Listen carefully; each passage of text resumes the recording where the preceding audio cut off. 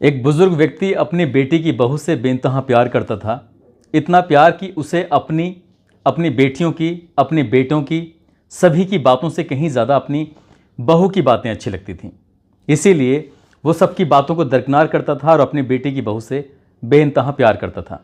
बात कर रहा हूँ 16 अक्टूबर 2022 की रात, लगभग 1 बजे के आसपास का वक्त रहा होगा। बुजुर्ग ससुर की अचानक से आंख खुल जाती हैं और आंख खुलने के बाद सीधा ही वो आंगन की तरफ जाता है और देखता है कि बहू के कमरे की लाइट जली हुई थी। उस लाइट की तरफ जाता है और दरवाजे से झांकने की कोशिश कर रहा था, लेकिन वहां से कुछ दिखाई नहीं देता। तभी वो खिड़की के पास पहुंचता है और खिड़की के पास एक दराज थी। उस दराज से जैसे ही झांकने की कोशिश कर रहा था तो सामने उसकी बेटे की बहू ने तन पर एक भी कपड़ा नहीं पहना था। ना कोई साड़ी थी, ना कोई कपड़े थे, ना कोई अंडरगारमेंट्स था, और वो उजाले में बिल्कुल साफ नजर आ रही थी। ससुर अपनी ही बहू को चुपके से देख रहा था। बहू को कुछ आहट होता है कि शायद उसको कोई बाहर से झांक कर देखने की कोशिश कर रहा है। तुरंत ही वो घर की जो लाइटें थीं उसको बंद करती है और बंद करने के बाद जैसे ही खिड़की खोल कर देखती है, सामने उसका ससुर खड़ा हुआ है।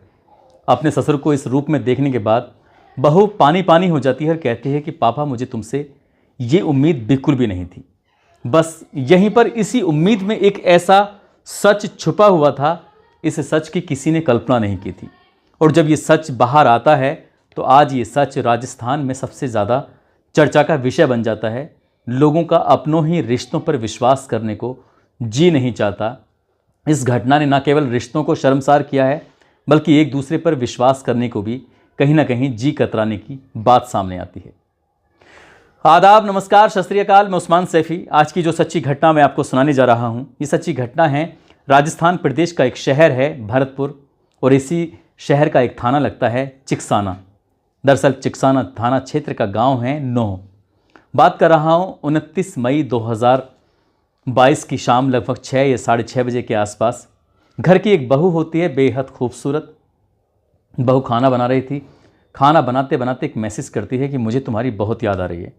इतनी याद आ रही है कि मुझे तुम्हें देखने का मन कर रहा है, तुम्हें बहुत सारा प्यार करने का मन कर रहा है। जैसे ही मैसेज पहुंचता है, सामने भागेंद्र उर्फ भोला होता है। भोला उस मैसेज को देख के मुस्कुराता है। सामने उसका दोस्त बैठा हुआ है दीप। दोनों बैठ कर शराब पी रहे थे। दीप कहता है, क्या बात है, मंद ही मंद मुस्कुरा रहे हो? तब भोला कहता है कि भैया, मुस्कुराने वाली बात है, घर से मैसेज आया है और मैसेज में कुछ ये लिखा है कि मुझे तुम्हारी बहुत याद आ रही है। तो कहता है कि क्या बात है, अगर बुलाया है तो तुम्हें चले जाना चाहिए। बोला, दिमाग खराब है? दिल्ली से भरतपुर की दूरी लगभग 222 किलोमीटर है। वहाँ तक पहुँचने में वैसे ही रात हो जाएगी।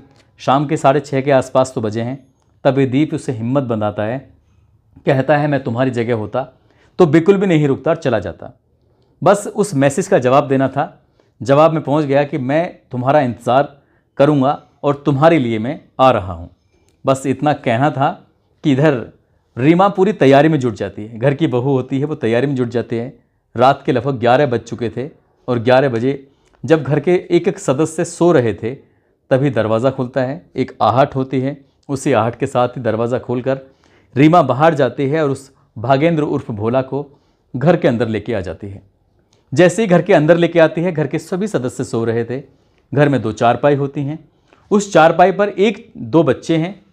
एक 6 साल का बेटा है और दूसरी 4 साल की बेटी कृतिका और कार्तिक, दोनों सो रहे थे। और एक चारपाई पे उसका पति पवन कुमार सोया हुआ था। अचानक से एक तीसरे शख्स की एंट्री हो जाती है। अभी तक आपको लग रहा होगा कि ये शायद उसने अपने पति को बुलाया था। वो पति नहीं होता है, बल्कि प्रेमी होता है। प्रेमी घर के अंदर है। एक चारपाई पे बच्चे सो रहे हैं, दूसरी चारपाई पर पति सो रहा है।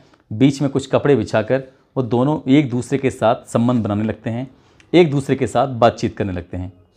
बातचीत का सिलसिला थोड़ा ज़्यादा हो जाता है। वक्त का पहिया भी ठीक वैसे ही बढ़ने लगता है और घर के बाहर एक बाइक खड़ी हुई है। बाइक पर दीप खड़ा हुआ है, इंतज़ार कर रहा था कि कब उसका दोस्त अब अंदर से बाहर आएगा। लेकिन जैसे ही रात के लगभग 1 बजे के आसपास का वक्त रहा होगा, तुरंत ही उसके पति पवन कुमार की आंखें खुल जाती हैं।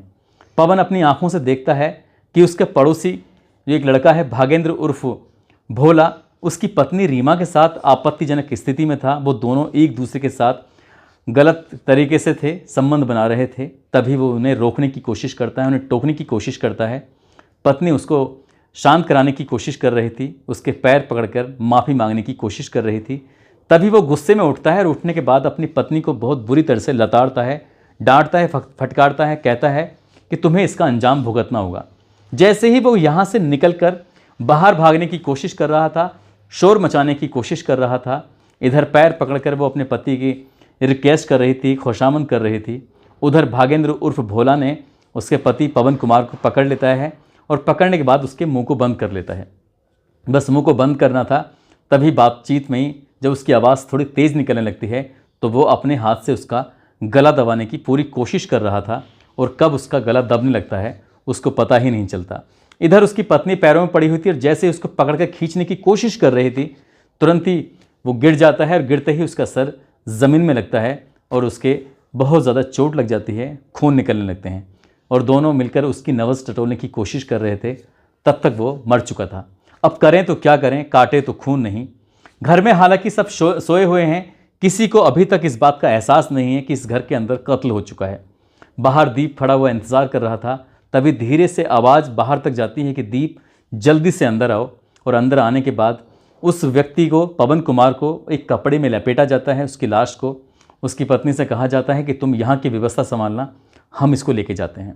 बाइक पर बिठाकर उसे पूरी तरह से पैक करके सीधा जंगल की तरफ जाते हैं। महज 500 मीटर की दूरी पर ही एक नहर होती है और कपड़े से बांधकर, बोरी से बांधकर लगभग 15 से 20 किलो का एक बड़ा सा पत्थर उस बोरी के साथ उसके अंदर पानी में, नहर में छोड़ देते हैं। और वो जैसे ही नहर में डालते हैं, लाश सीधा डूब जाती है। अब लाश डूबने के बाद, इससे पहले कि मैं इस कहानी पे आऊँ कि इस घटना का खुलासा कैसे हुआ, मैं आपको वहाँ लेके चलता हूँ जब इनकी शादी होती है। जब शादी होती है तब ये लड़का 30 साल का था जिसका नाम पवन कुमार होता है, जो कि भरतपुर के इस नोह गांव का रहने वाला है। और कानपुर की रहने वाली रीमा, ये तब उस टाइम 16 वर्ष की थी। 3 जून 2015 को पूरी रीति रिवाज के हिसाब से, दोनों परिवारों की सहमति के हिसाब से शादी हो जाती है, लेकिन 14 साल का अंतर था दोनों पति और पत्नी में। शादी होती है, ये अपनी पत्नी को जब लेके आता है तो दोनों एक दूसरे के साथ बहुत ज़्यादा खुश थे। धीरे धीरे वक्त आगे बढ़ता है और एक बेटा पैदा होता है जिसका नाम ये कार्तिक रखते हैं। कुछ दिन के बाद एक बेटी पैदा होती है जिसका नाम ये कृतिका रखते हैं। दोनों परिवार में इतना खुश थे। ये 2 सगी बहनें भी होती हैं, माता पिता होते हैं। तो एक दिन पवन कुमार अपने पिता से कहता है, पापा अगर तुम्हें कोई ऐतराज़ ना हो तो मैं अपनी पत्नी को दिल्ली में लेकर जाना चाहता हूँ, जहाँ मैं नौकरी करता हूँ वहीं से रखना चाहता हूँ। मुझे बहुत सारी दिक्कतें होती हैं खाने की, ये साथ रहेगी तो अच्छा खाना मिलेगा और बच्चों को भी मैं अच्छी शिक्षा देने की दिल्ली में कोशिश करूँगा। पिताजी उसकी हाँ कर देते हैं, कहते हैं ठीक है बेटा, तुम दिल्ली में रहना चाहते हो तो रहो, हमें कोई ऐतराज़ नहीं है।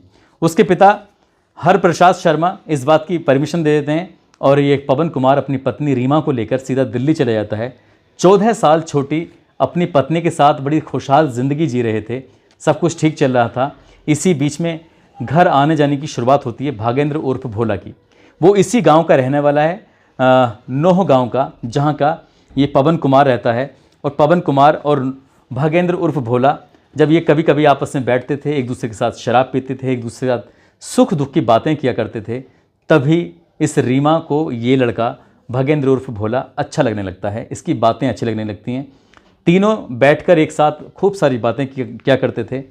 पवन अब काम करने के लिए बाहर जाता था तो वो मौका देखते ही बच्चों के स्कूल भेज दिया करती थी, साथ ही भोला को अपने घर पे बुला लिया करती थी। दोनों की शुरुआत दोस्ती से होती है, दोस्ती क्या प्यार में बदल जाती है पता ही नहीं चलता और एक दूसरे के साथ ये शारीरिक संबंधी बना लिया करते थे जब मौका मिलता था। लेकिन हर किसी की ज़िंदगी में 2020-2021 ऐसा आता है जिसने कितने ही लोगों की ज़िंदगी में तूफान ला के खड़ा कर दिया था। यानी कि कोरोना का काल शुरू होता है, बड़े संख्या में लोगों के काम बंद हो जाते हैं और पवन कुमार को भी लगता है कि शायद मैं यहाँ रहूँगा तो सर्वाइव नहीं कर पाऊँगा। अपने पिताजी से बात करता है, पापा काम पूरी तरह से ठप हो चुका है, बंद हो चुका है, अगर आपको कोई दिक्कत, कोई ऐतराज़ ना हो तो मैं अपनी पत्नी रीमा को लेकर यहाँ वापस आना चाहता हूँ। पिताजी हरप्रसाद शर्मा कहते हैं कि बेटा परेशान क्यों होते हो, तुम यहाँ गाँव में रहो और गाँव में रहकर जो भी काम कर सकते हो काम करना, मुझे कोई ऐतराज़ नहीं है, मुझे कोई दिक्कत परेशानी नहीं है। बस अपनी पत्नी को लेकर वो वापस गाँव आता है और यहीं पर कुछ ना कुछ अपने काम की तलाश में जुट जाता है।